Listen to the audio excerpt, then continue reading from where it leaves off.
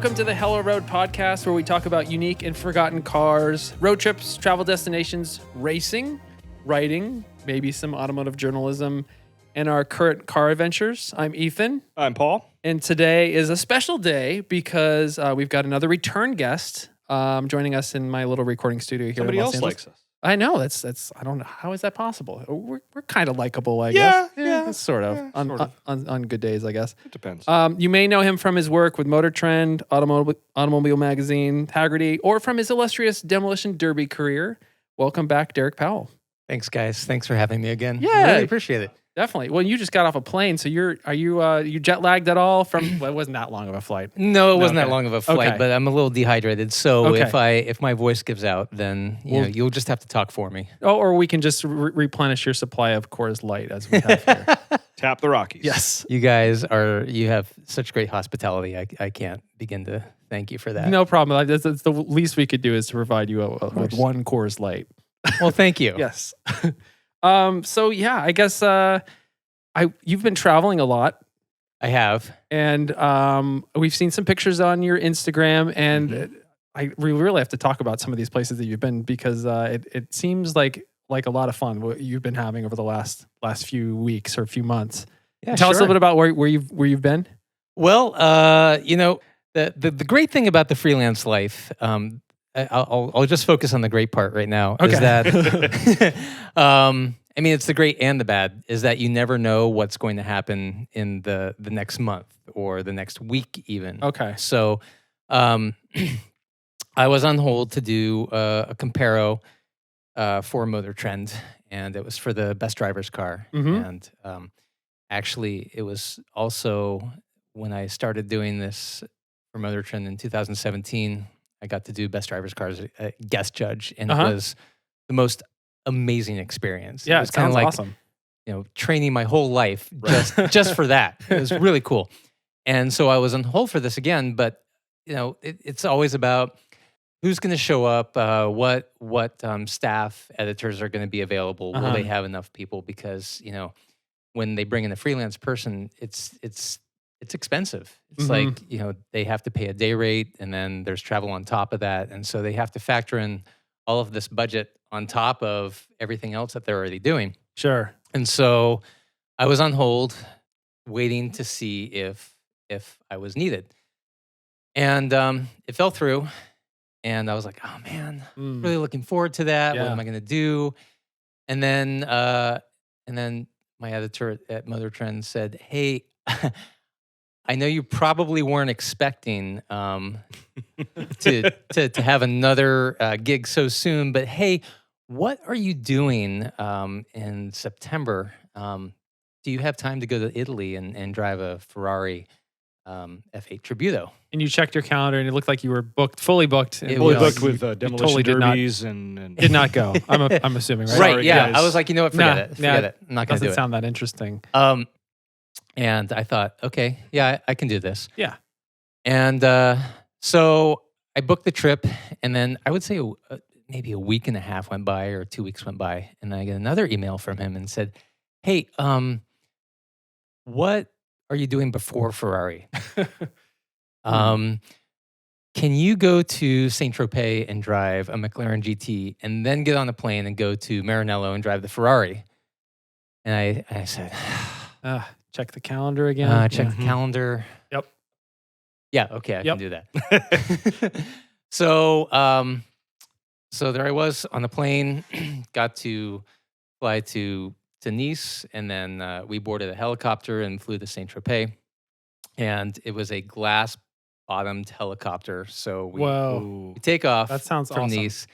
And the funny thing is that you think, oh, south of France, it's just, gorgeous and sunny, and not this time. Okay. It was rainy and windy, and there was a fog layer, and so the helicopters Not good helicopter weather. It was not good helicopter weather at all. Okay. And because I fly helicopters quite a bit, Yeah. as you can imagine. Yeah. I mean, figure that's your primary mode of transportation. it's the easiest way to get downtown LA. Yeah. You know, Most it's of your like- writing is with Helicopter Journal, isn't it? It is. Okay. It good. is. Yeah, that's all.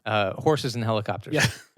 And That's actually one magazine. it is. Yeah. It's like Horse and Hound.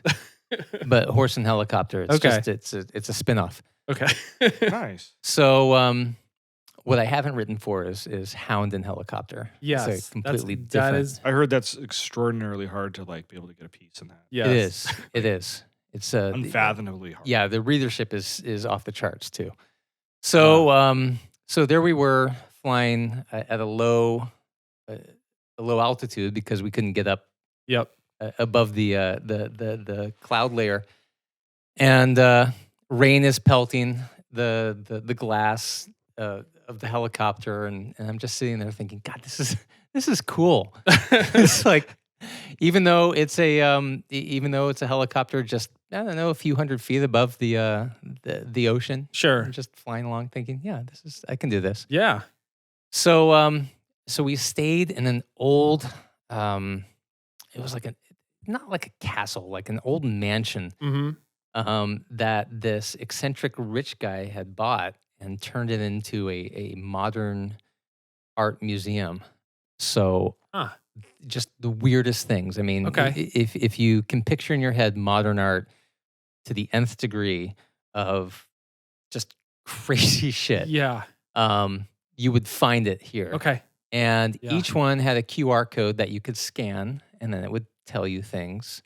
And I thought it was so weird that you would have these amazing pieces of art that you could just pick up and scan with your phone. And I could think, invariably odd. somebody is going to just drop it, Yeah. Right. and it becomes a different kind of art. Yes. In the basement was a whole like band setup, not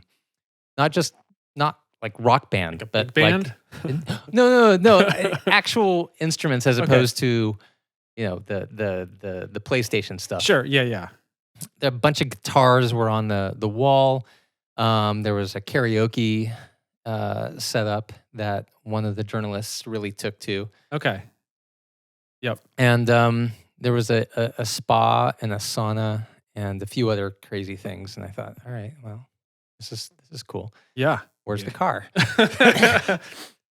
So yeah, I mean, the great thing about traveling overseas is that you get to drive on roads that you would, or go visit countries that you might not normally ever get to experience. Yeah. Exactly. And Yep. even though you're on a tight leash for doing these programs, it's not like you can, take a day in the middle of it.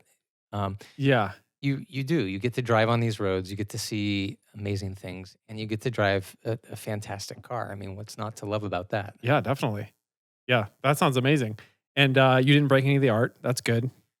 Not did you? that I know. Okay. However, You didn't break the car. Is this? I hope No, That's not where no. this is going. no, I spilled a glass of wine all over my shirt, but that's beside the point. Okay.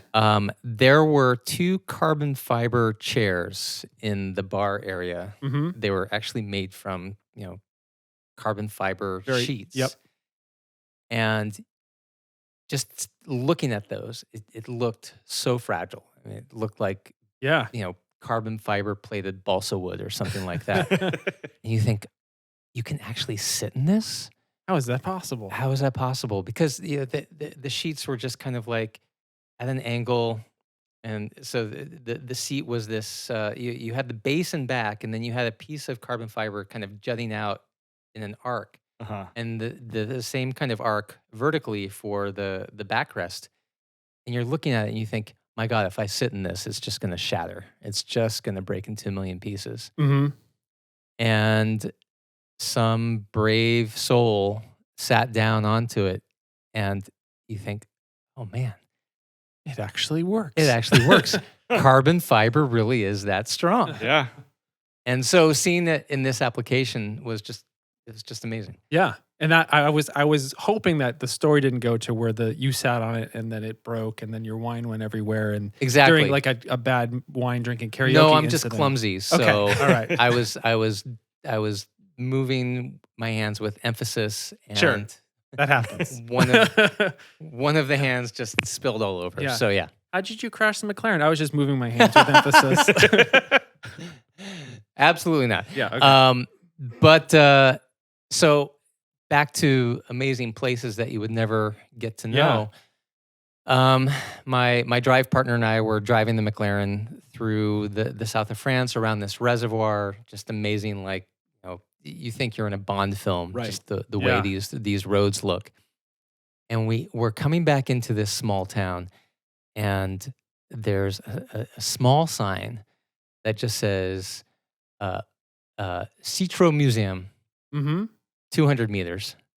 And we look at each other and we're like, is that a got it. Citroen Museum? In the middle of, like, I mean, in this Yeah. place, it wasn't populated at all. It's like, Okay. where did this come from? Sure. So we mutually decided to take a detour, and we went down this like dirt road and happened McLaren. upon in the McLaren. Yep. And we happened upon this Citroen Museum with hundreds of beautifully preserved Citroens. Wow. I mean, we're talking like 3 massive warehouses full. Whoa. Wow. And each one had a sign. One of the original DSs from the Paris Auto Show in the 50s was there. that's It was like awesome. number 39 off the factory. A bunch of DS convertibles. I mean, everything was it was just original. Yeah. There were no restorations there. And somehow the guy that owned this, it was a private museum. He had a knack for finding these cars from owners who had recently died and had only put on, 10 to 30,000 kilometers on these cars. Wow. And so That's crazy. there's a laminated sheet for each car, and invariably you get to like the second paragraph, and it's like, oh yeah, the owner died, and so this guy came along and picked it up. So it's like you never know what you're going to find on some of these drives. A few years ago, for the C-Class launch, my drive partner and I were driving along in Germany, and there was this Concorde, the supersonic plane. An AMC Concorde? No, I'm sorry. Yeah. Okay, an actual supersonic plane. Yeah, Okay. there was a Concorde. There was a flight museum just kind of over the trees, Yeah. and so we detoured and stopped and took pictures in front of Concorde. That's awesome. Amazing, yeah. Yeah. So it sounds like you had a pretty great time then. It was good. It was good. Yeah. And you think, okay, I've got to drive the McLaren, and we stay in Cannes for the night, and then the next morning you get on the plane, and I flew to Bologna and then into Marinello, and lest you think that it's all just relaxation and great hotels. Sure. We landed near Marinello, got on a van, and went straight to the Ferrari factory where we had the whole tour Mm-hmm. and the whole presentation. No stop at the hotel to relax or Sure. or just kind of freshen up. It's like Yeah. you just run what you brung. You just Yeah. show up and start going. And so not every minute is accounted for, but when you are overdoing these programs, it's pretty regimented, and Sure. you've got a lot of things to catch up on. Yeah. So there's not a lot of time to like, hey, I'm going to take a day and go do this other thing when it's all done. You're just like, nope, you fly in, fly out. Mm-hmm. Yep. Yeah, absolutely. And some of the more savvy people, or the ones who have the luxury of time, Mhm. depending on when you actually have to turn in the article, Yep. some people do schedule an extra day or so on the back end just so Sure. they can travel or just enjoy the city that they've visited. Yeah. Yep. So Well- that's exciting as well. Definitely. Yeah. So that's so you got to go into the factory, and what are some of the things that you got to experience?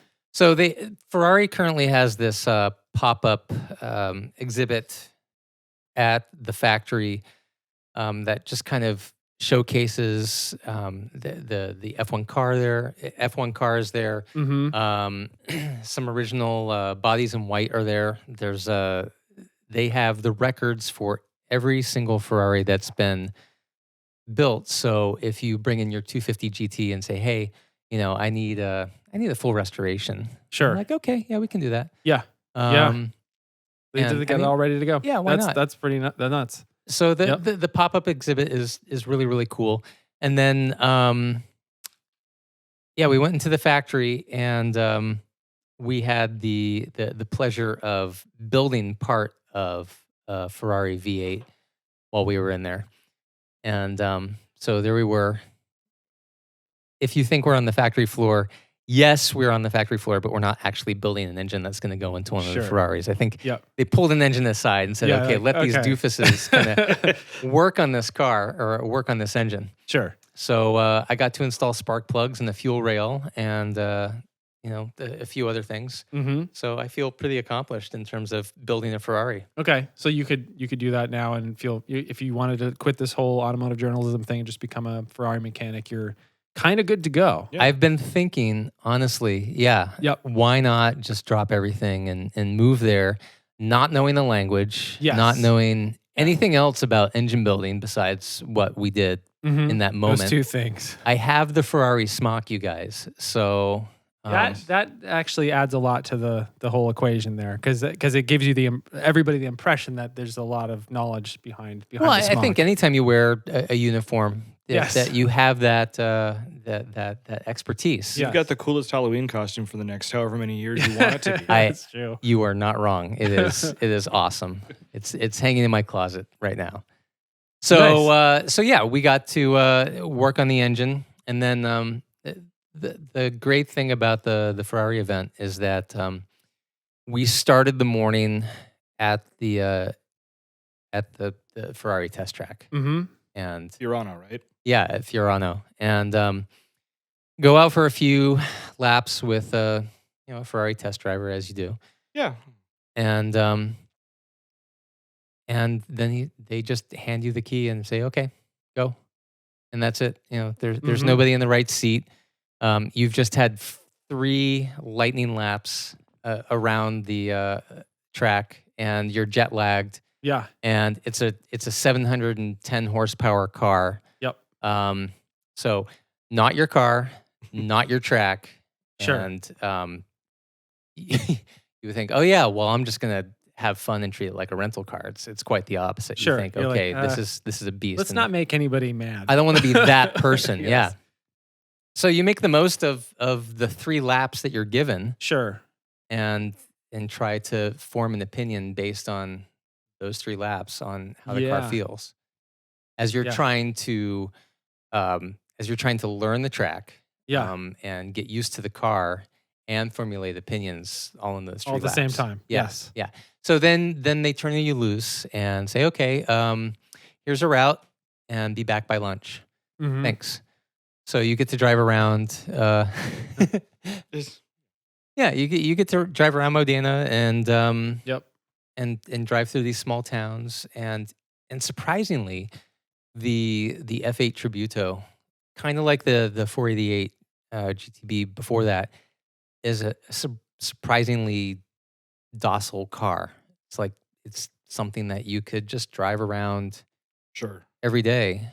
Yeah. It's not it's immensely powerful and capable and will peel your eyeballs off when you nail the throttle. But it's tractable. You could just putter around town and it's fine. Mm-hmm. It's a great car. And so you wind through these small Italian towns with narrow roads and just have a blast.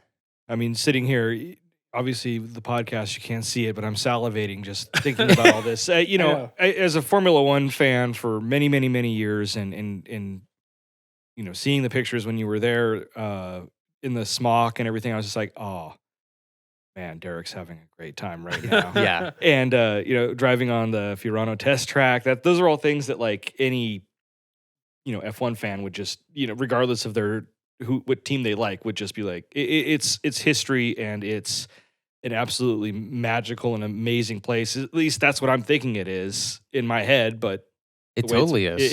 It totally is. I mean, gates of Marinello. It's like, it's something that car enthusiasts dream about, regardless if they're a Lamborghini fan or a Porsche fan. It's always like, it's still Marinello. It's the home of Ferrari and the home of like everything that's like Italian passion is behind those gates. And that's absolutely awesome. So, and there really are gates too. Yeah. I mean, I'm sure there are gates around the entire facility, but when you're going to Fiorano, they have their own dedicated double gates that you pull up to and it opens up and there's a guard, and then you drive through the tunnel underneath the track, and then you show up in this tiny little area next to Ferrari's house where he would work. Yeah. So he could hear the cars Yep. as they were being That's tested awesome. around the track. Yep.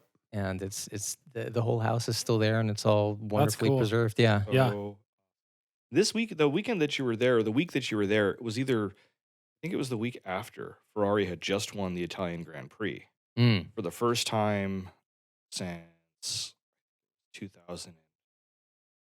No, I'm sorry, 2010 when Alonso won it. But their young driver Charles Leclerc, he had just won the Grand Prix over in Monza, and it was just this huge deal. And I was like, wait, that just happened. And now Derek's in Marinello, and they put up it would have been their second flag of the season because it's their second win it was their second win for the season at the time. So I was like, man, what a time to be over there too, because I'm sure everybody in the factory was just super jazzed because, Oh yeah. I mean, if you think about different countries and their level of enthusiasm for things, and the Italians in motorsport is pretty high on that list, especially when you're talking Ferrari. And it must have just been absolutely electric in that factory. I mean, I don't know if you can see if the factory workers on the floor were like skipping around and clicking their heels together. And I think that's just normally how they work. I mean, that's I why guess there's such you work for passion. Ferrari, and so Yeah, they just convey that passion into the cars. Yeah. And that's why they have that sensibility. Yeah. that's awesome. That is so cool. Yeah, and So and cool. in the town itself, it's funny because there's this dichotomy going on. As you drive around the town, you see a lot of car rental places that cater to the Ferrari adjacent fans. Yeah. Yep. If you can't make it into the factory, or if you just kind of want to bask in the glow or something like that, you've got a lot of car rental places that will toss you the keys to a California or an Italia or something like that. And honestly, not with Ferrari's blessing. It was clear that Sure. Ferrari is not. Yep. Like the guy selling the shirt outside of the concert. Yes, exactly. That's These are not official. yeah, that's a terrific way of putting it. Yeah. So you do have that passion. You have that motorsport passion that kind of permeates the town. And surprisingly, on the other hand, there's also a little bit of pushback to Ferrari being such a presence in the town. Huh. That's interesting. Yeah. So we're on the track, and when you're going, I'm going to say clockwise, even though the track kind of loops on itself. Let's say clockwise. When you're coming around the last turn onto the straight, it says gas off.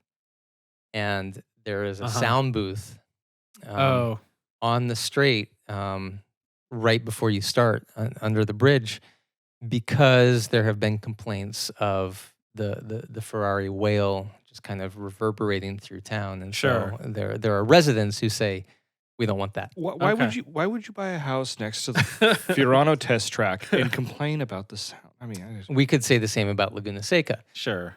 Yeah. But you think, True. oh my God, Ferrari, they have sound.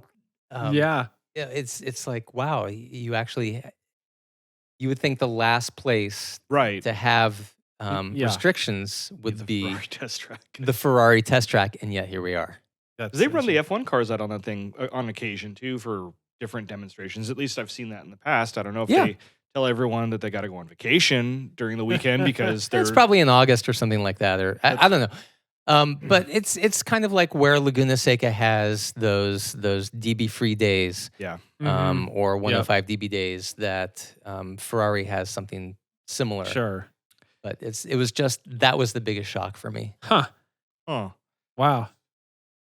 that I mean, I guess it makes sense, but at the same time, it just, like you said with the Laguna Seca thing, you buy a house next to a racetrack.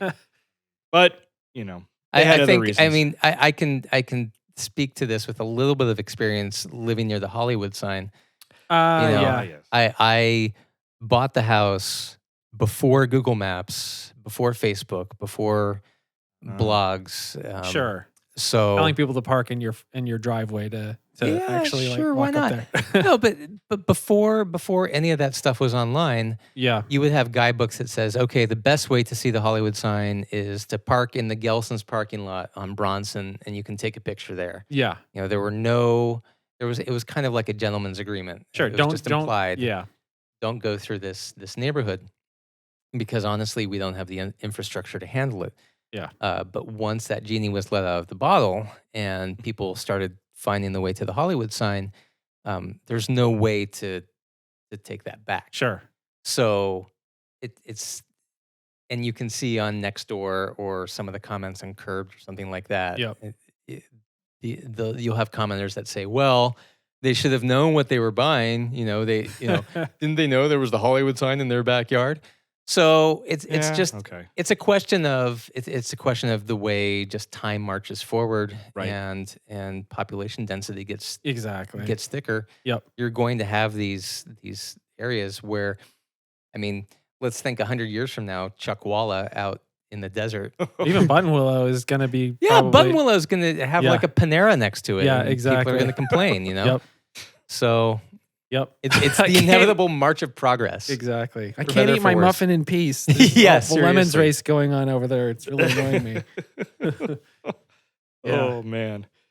Well, Kind of be like here, everyone's going to be wanting to, they're going to be next to your house, and it's like, oh, there's always a podcast going on over there. yeah, and all these Yeah. terrible old cars that don't run. Yeah, you're going to have to install like a turnstile or something, charge admission. Yes, exactly. Yeah. Yes. There we go.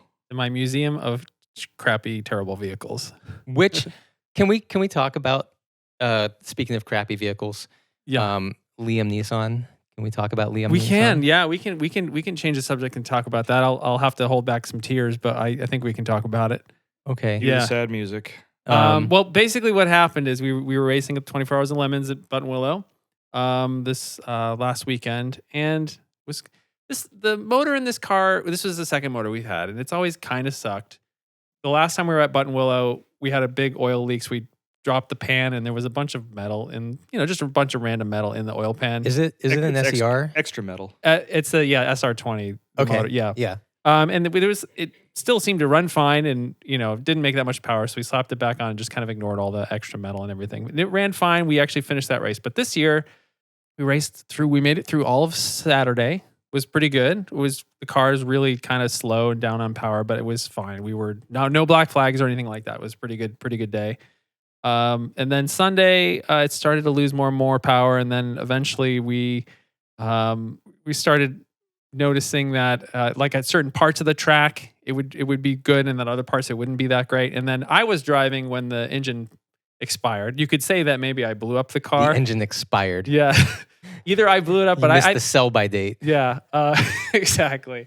I'd like to say that the car blew up while I was driving, and not that I actually destroyed it. But It died in your arms. Yes. That's so sad.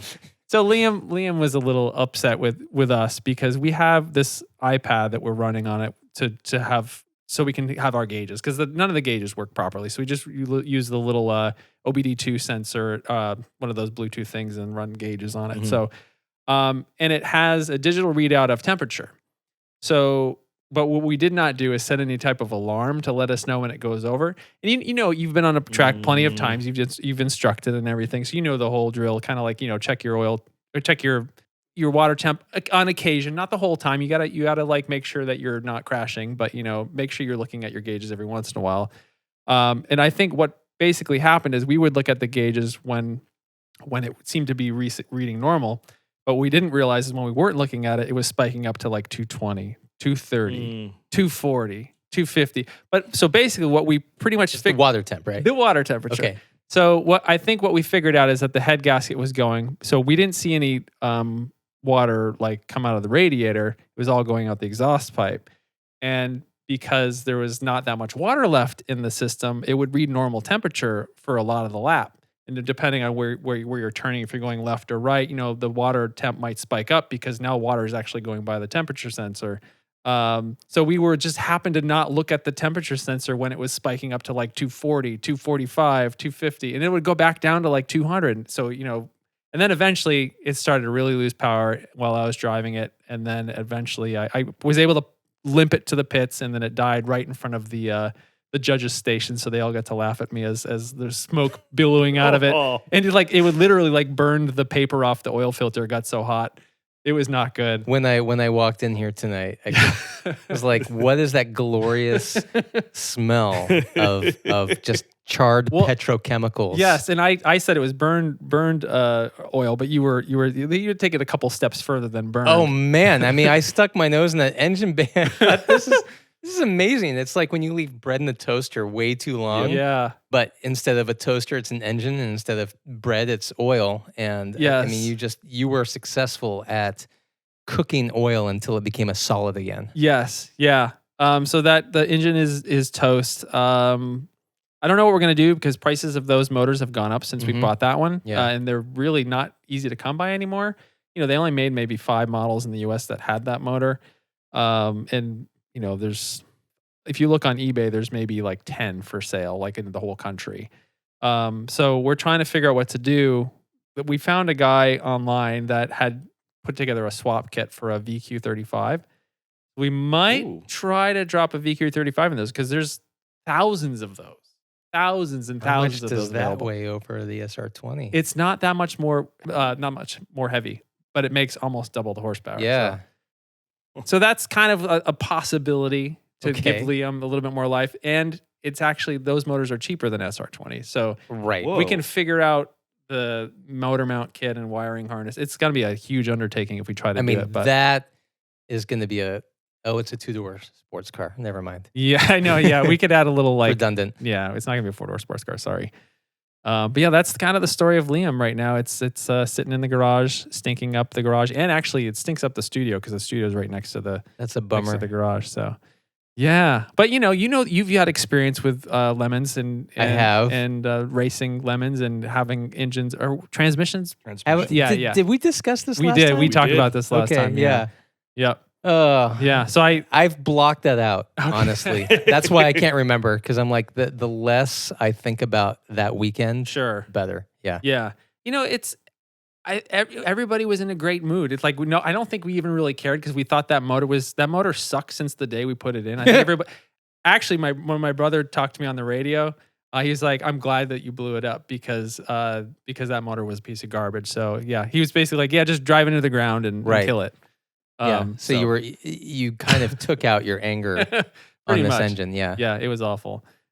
We never really quite could figure out what was wrong with it, but it just for whatever reason we could never get it to get up to red line. It would only, it was embarrassing towards the end because I was getting passed by a 3-cylinder Geo Metro, and I'm like, okay, yeah, we're definitely down on power today. You were probably down to 3 cylinders at that point. You could be right. But the Geo came with 3 cylinders. Exactly. Wow. Yeah. So that's kind of where we're at with that. We'll see how it goes. We tend to only maybe do one race a year, so it might take us a year to put another motor in it. Right. So, right.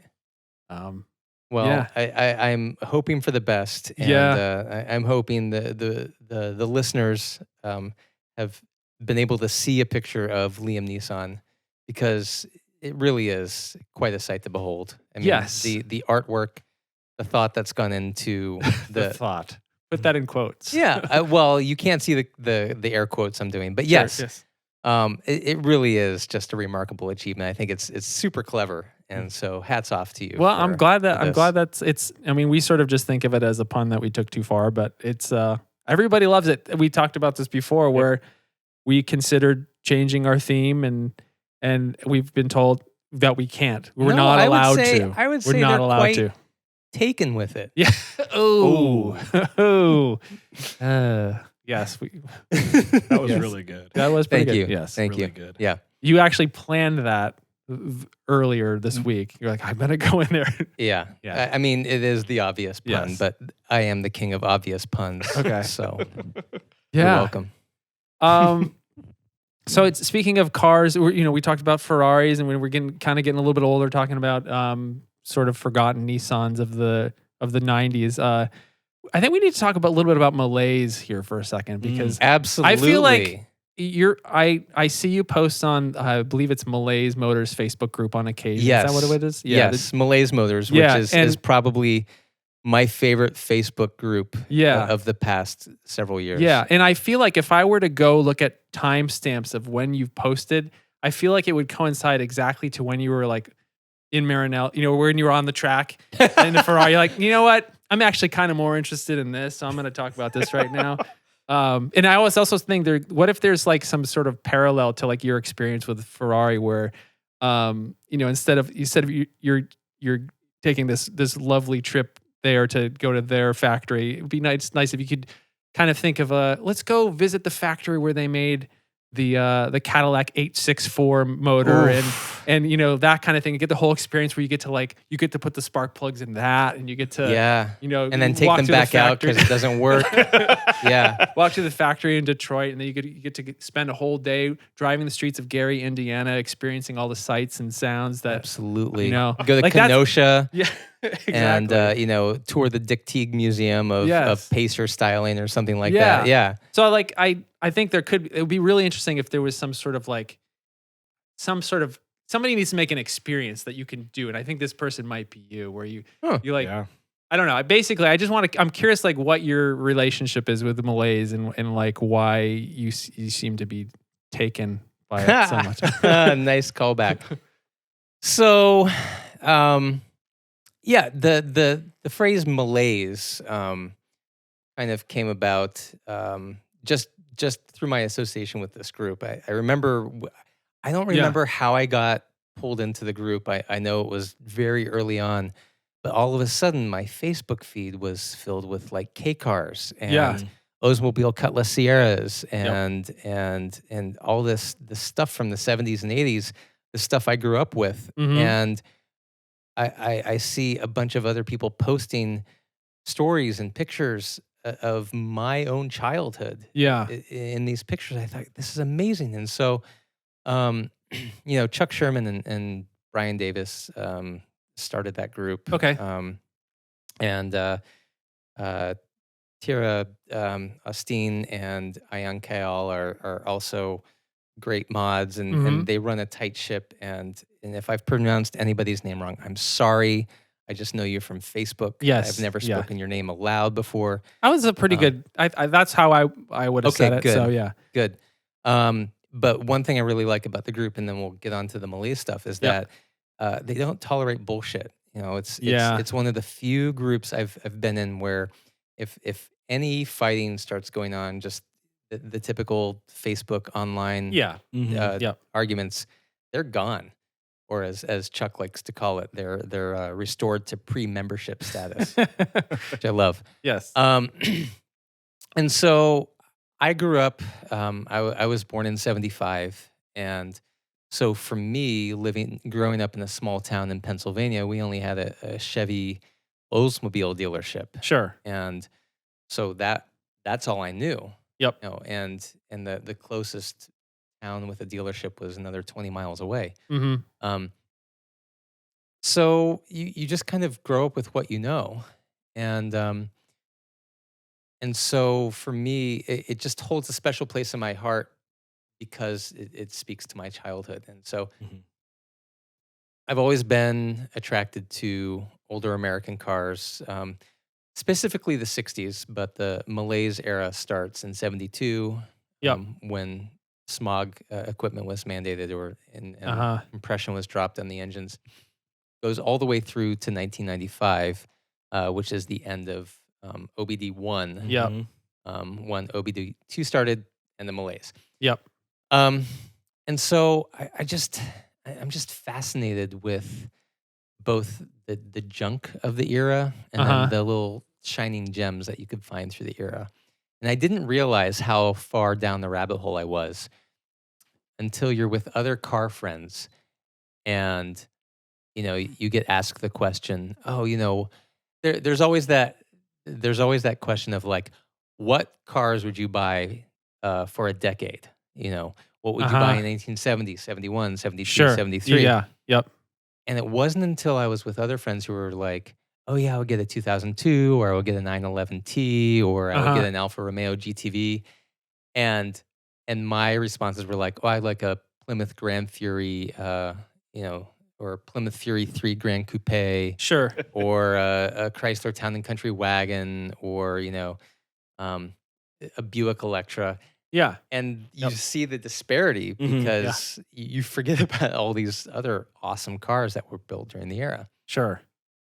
Yeah. And I don't know if it's the vinyl roofs or the 500 cubic inch engines putting out 190 horsepower, exactly. or the fact that they weigh 5,000 pounds, and 0 to 60 is in like 20 seconds. Yeah. It doesn't really matter at that point. Yeah. It doesn't matter because they really are just soggy pieces of machinery. Yeah. Well, it's interesting to think about, like, when I think of malaise, I think of all of the patterns and textures and colors that you would see in like the kitchens of the 70s. Like there's a lot of like browns and a lot of lime greens and oranges, and and that kind of, I sort of think of that, where the style of like fashion and everything was definitely reflected in the cars as well. Just like the Datsun B210 that I had, the 1974, was available in lime green and orange and brown, essentially. I firmly believe that all of the drugs that were consumed in the 60s created the style of the 70s. Sure. Yes. The orange with the green, the goldenrod with the brown. It's like, who else would think that was attractive? Yeah. Yeah, it's interesting. Like, I never really found myself I've never really found myself loving the cars from the 70s, but I love the fact that they're still just like gigantic boats and that kind of thing. I'm curious, like, are there cars that you like? Do you actually love the actual cars? Or you like kind of love the idea of what they represented during that era? I don't know. A lot of it is frustrating. On one hand, you had just a giant avalanche of events that happened pretty much at the same time with unleaded gas and lower compression, and the insurance industry just kind of clamping down on all the muscle cars. So they just kind of evaporated overnight into 1972 to 1973 was just like this huge shift. And then you had the oil crises. Yep.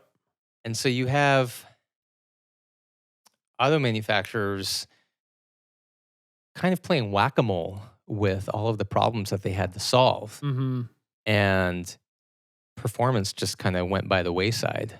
And anything that you saw, any advances that you saw in the 60s in terms of performance were just kind of set aside so the manufacturers could react to, okay, we need to do these safety standards. We need to, oh crap, we need to do fuel economy. Oh, crap, we need to do catalytic converters. And I think it's a combination of many of the automakers being caught off guard by all of these changes all of a sudden. It was a time of turmoil and change. But at the same time, it's kind of like, well, if those standards hadn't gone into effect, if we hadn't had the oil crises, what would the cars have looked like? Sure. Would they have been better? Would they have been worse?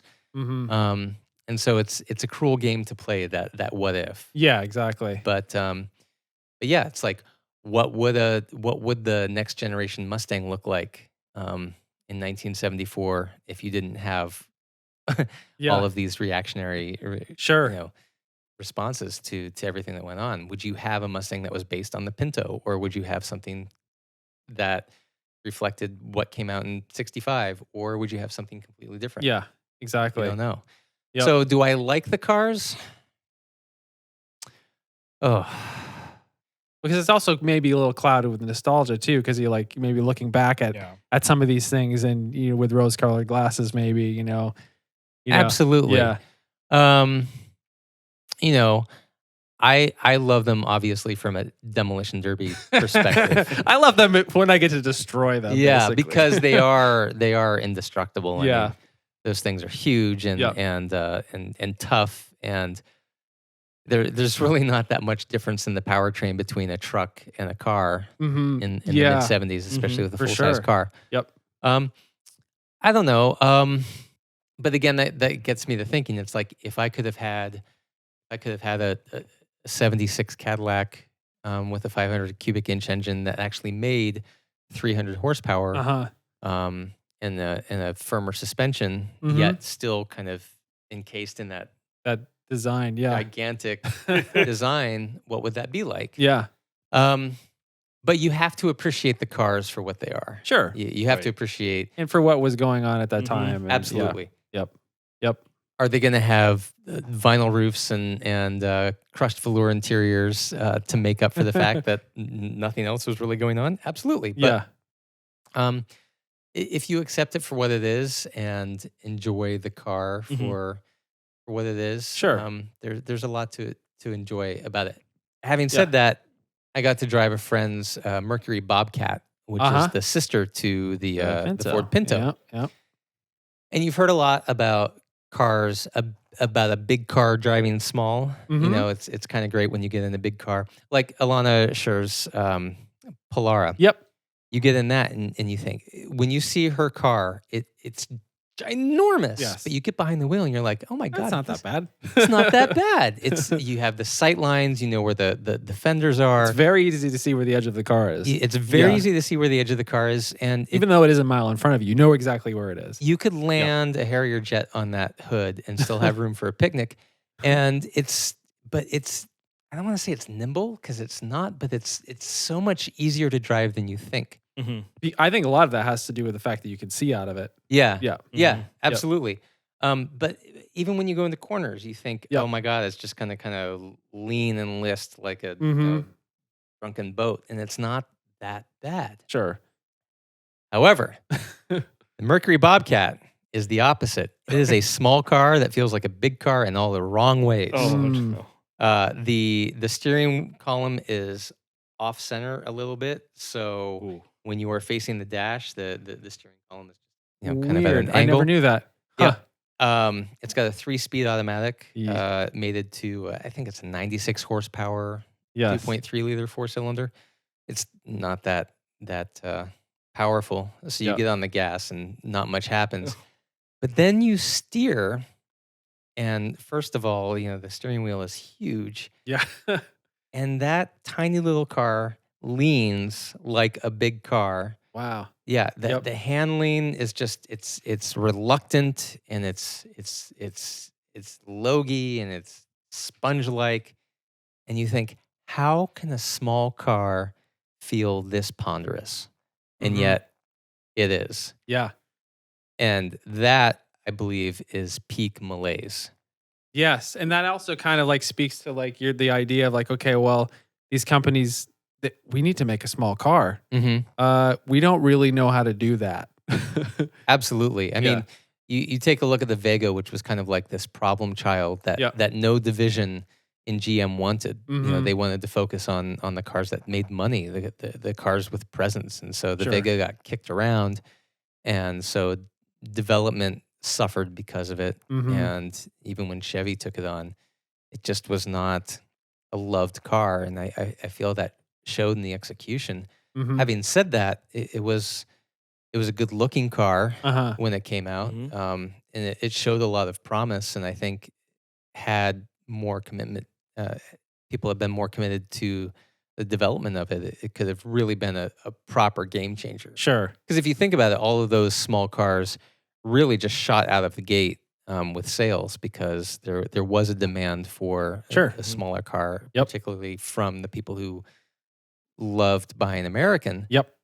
And Well, and especially because there weren't that many options. I mean, Right. there weren't as many dealers that right. that you could get a foreign car from at Yeah. that point. Yeah. Yeah. So, they were snapped up, and then Yep. Well, I mean, the citation sold like crazy. The the citation sold the like first crazy. year. Yeah. And so it's another conversation entirely, but that was just kind of like the downfall of the Yeah. American car industry, because you had the big three who were seriously just kind of dominating the market. GM had a 60% plus market share in 1977. Yep. You know, when you have a sales success like that, of course you're going to be arrogant. Yep. And but it just takes a few missteps, and then that slide is just slow Yeah. and long and almost irreversible. Yep. I don't know if you noticed, but the Oldsmobile Cutlass Supreme is no longer the best-selling car. What? It's not? No. I mean, I know it was there for a while, but not anymore. Yeah. I think Yeah. I think it was in 1986 that Oldsmobile sold over 1 million cars. Yeah. And then it just went downhill from there. Yeah. And it just went away quickly. Yeah. Yeah. Really, really quickly. Yep. Yeah. Not even the Silhouette could save it. The Silhouette The was Cadillac a minivans. valiant effort, but yes. So I'm kind of curious. So we're talking about these malaise vehicles, which, Yeah. you know, I'm wondering if you can think of a modern car that you think maybe you would define as malaise, something that's out today Mm-hmm. that you kind of look at and maybe not necessarily. It could be in the marketing, it could be in the design, it could be in the execution, it could be in the motor. I'm curious if there's anything out right now that you think, yeah, that would totally fit right in with something they would have made in the 70s, or it just doesn't fit the landscape of vehicles today. It's maybe kind of an outlier. That it's a hard question, but I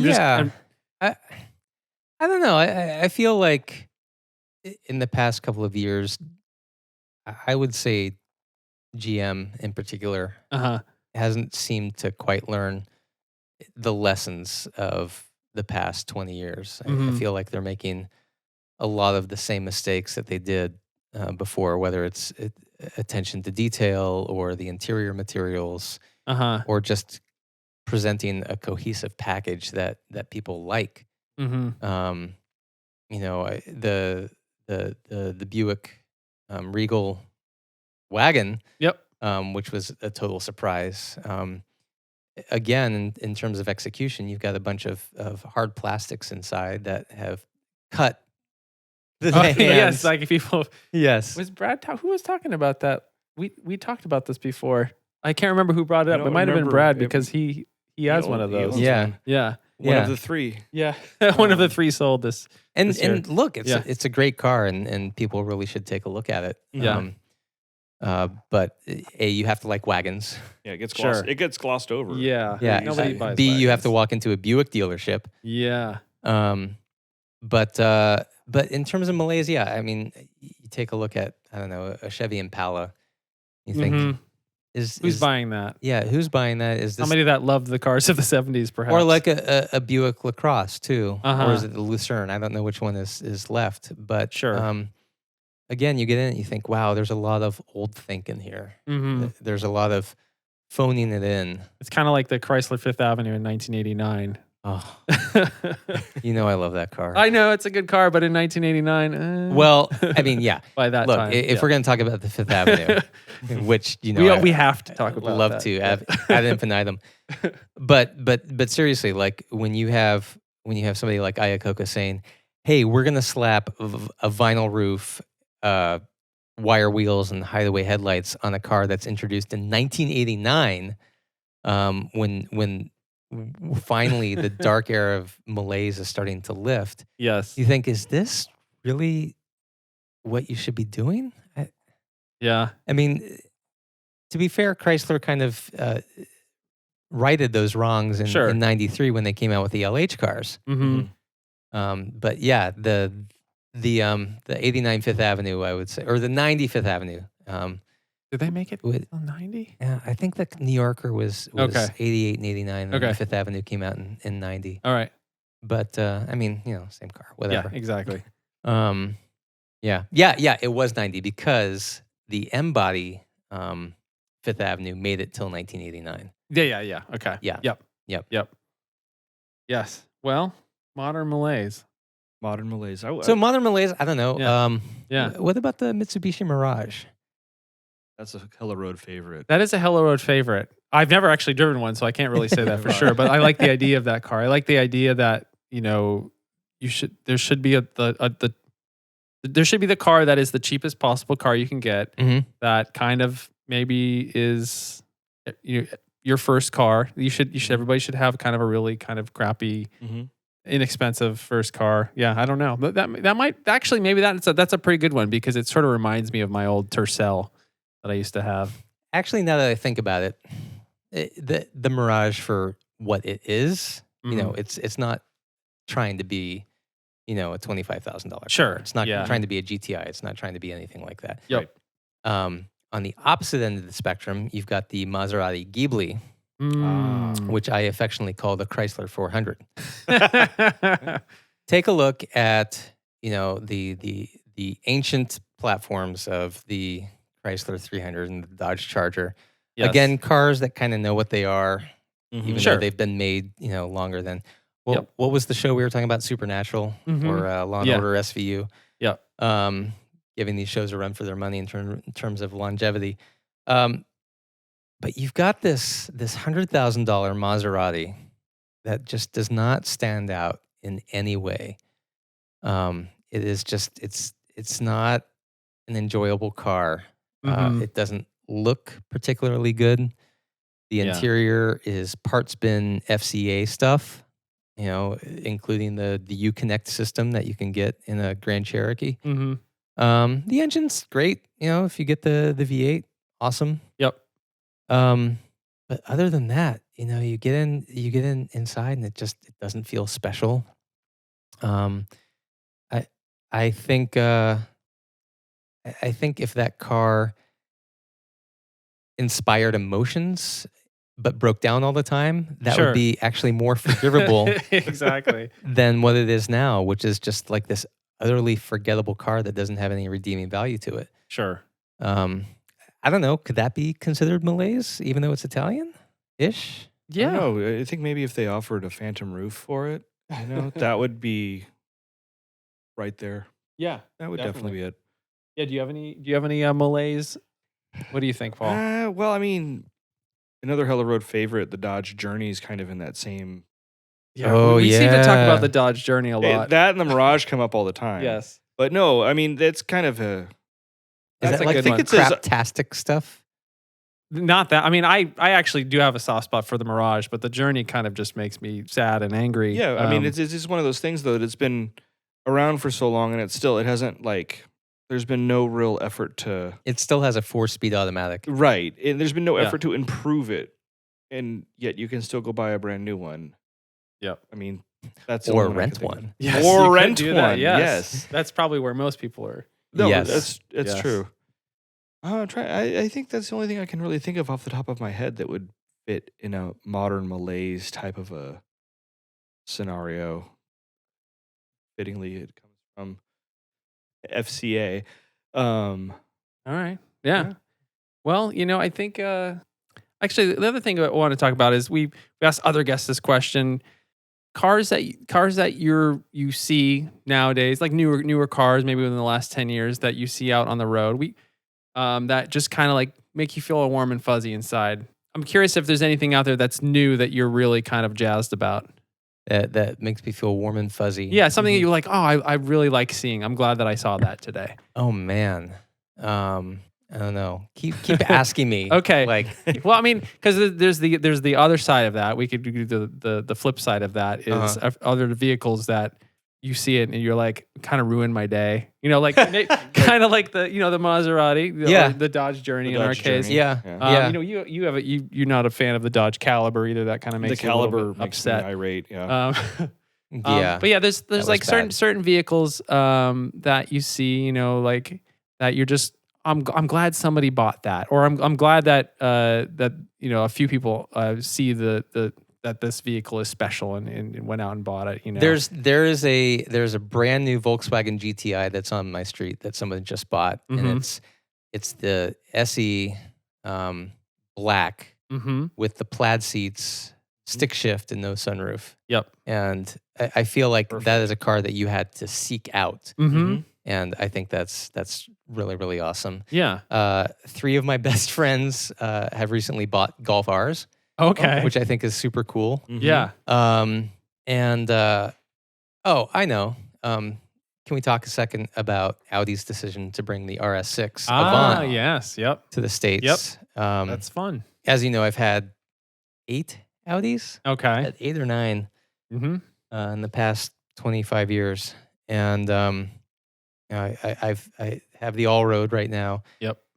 And there's just something about a V8 German wagon that is just so satisfying. Mm-hmm. And I think the fact that Audi decided to bring the RS6 Avant to the States is huge, Mm-hmm. and I'm super jazzed to drive that. Yes, definitely. Yeah, Yeah, that's one of those things that I'm excited about too, and I just wonder, how long it will last.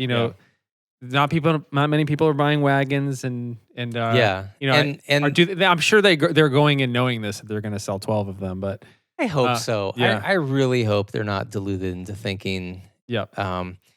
It's that self-fulfilling prophecy, right? Sure. It's like the Genesis G70 stick. Mm-hmm. You see a lot of, you go on the program and they say, oh yeah, we're going to have a lot of support for the stick. And even though we know only a few 100,000 or a few thousand buyers are going to buy one. But then I've got friends who read the review and say, you know what, I'm going to go take a chance on this G70. And they get to the dealership and the dealer says, oh, we're not going to stock those. So there are no sticks, and unless you are a diehard stick shift fan, you're gonna say, you know what, I'll just get the automatic. It's fine. Sure. Yep. And so that kind of reinforces that opinion that nobody's gonna buy the stick. Sure. The dealers don't want to take a chance on. Yeah, and or obviously you that's take not a look at gonna the sell. Volvo V90 wagon. Mm-hmm. That is by order only, and so Yeah. how do people know that it exists? Sure. If it's not on the showroom floor. Yeah. So the RS6 Avant, I hope Audi knows how to get to those buyers that can actually buy it, as opposed to the buyers who are going to wait until it's used. $10,000. until it's used. Yeah. Yep. I mean that's a tricky one. Yeah. I mean you take a look at the Mercedes E63 Mm-hmm. wagon, and Yep. that car attracts probably buyers with the highest income, Mm-hmm. even surpassing that of the G wagon, Sure. and that's amazing. Yeah.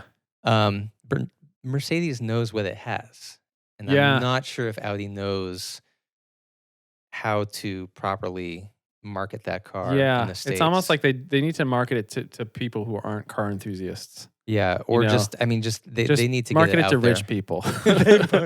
Market it to rich people. Yeah. Yeah. I think one of Mercedes' biggest things, the way that they market the E63 wagon is through Formula One, because it's used as like the safety car, Mm-hmm. and you see it at every race. If you're an avid fan, you watch all the races, you'll see it in the back of the pack before they take off. And if there's ever an on-track incident, like it requires that safety car, but the medical car to come out, it's an E63 wagon. And I recall being at the USGP in 2014. And it was the first year of the new V6 hybrid Formula One cars, and they were loud and everything. It wasn't ear piercing like the V8s were, but before the race started, the medical car, the E63 AMG, was flogging around the track, and it was so loud, and it was like That's bone stock. awesome. And there's your advertising right there for whomever was in the audience at the race watching it live. Like, okay, yeah, I think that's what we're gonna get. For the next family wagon, we're going to get the E63 wagon. It just sounded amazing, and it was hauling ass out there. Yeah. Yeah. I would like a nice fast wagon. Yeah. But at this point I can probably only afford like an E39, like 540i. Yeah. I'm not really in the market for a RS6. Right. And that's Yeah. a 20-year-old wagon. Yeah. So Not a bad wagon. It's a good Yeah. wagon. no, it's not a Exactly. bad wagon, but it's the only way you're going to get a bunch of RS6 sales is if people buy them new. Yes, exactly. If Yep. you want that used RS6 wagon, one of your friends is going to have to buy it first Exactly. to get it Yep. in the marketplace. Yep. Yeah. Maybe they can. It's counterintuitive, but maybe they can use it as a safety car for Formula E. Audi's in Formula E now, so There you go. use the RS6 Savant out there. Or you Maybe. could or just buy one, put it on Turo for most of the time. There and- you go. Yeah. That's one way to do it. Yep. Mm-hmm. Well, we traversed a wide range of topics We did. today. I Yeah. think so. That was we went from Ferrari to Pintos. Actually, sorry, Bobcats. Big Right. difference. Big Okay. difference. I'm sorry. Yeah, that's Way to do it. yeah, definitely. Well, I think that's probably a good place to end. Yeah. You want to tell everybody where they can find you on the internet? Sure. You can find me at Derek Powell on Twitter or at Derek Lane Powell on Instagram. Sweet. Yeah. Thanks so much for joining us. Yeah, thank thanks you very again much, for Derek. having me, you guys. This Yeah, is such a of course. blast. Awesome. What about you, Paul? Where can we find you? You can find me at Paul's Finest Hour on both Instagram and on Twitter. Nice. And you can find me on youtube.com/Hello Road. I'll have a review of the Corolla Hybrid coming up pretty soon. That's pretty exciting. I'm going to try to hopefully finish a video about Liam Neeson and our woes that happened at the track. I'll be waiting for that one. Yes. It's in the arms of an angel. Yes. Yeah, that'll be fun. Hopefully we can get that running again. But anyway, also on Instagram at Mr. Ethan Tufts and Twitter, which I probably don't tweet. I probably won't tweet anytime soon, so don't bother with that one. But I think that's it for tonight. Yep. Thanks so much. Thank you, Derek. All right. Thanks, guys. Thanks, everyone. Have a Bye. good night.